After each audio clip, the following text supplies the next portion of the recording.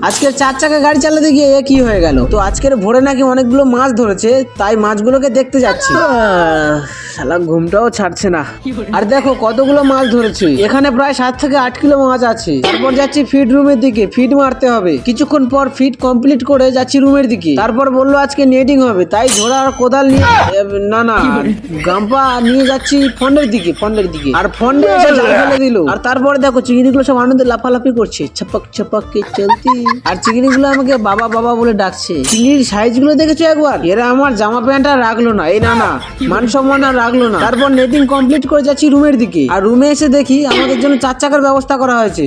শালা মনে হয় এবার মারধরটা খাবো। যাই হোক, তারপর ভাবলাম একটু চালিয়ে দেখা যাক, তাই দেরি না করে উঠে পড়লাম। শুভ কাজে তো দেরি করতে নেই। আর স্টিয়ারিং এ হাত দিয়ে ভাবলাম থাক, কোথায় এখন ড্রাইভারের চাকরিটা খেয়ে নেবো, সে বেচারা আবার কি করে খাবে। তাই আর কি অভদ্রের মতো ভদ্রের মতো গাড়ি থেকে নেমে যাচ্ছে। আর কি করব। যাই হোক, দেখা হচ্ছে অন্য কোনো ভিডিওতে।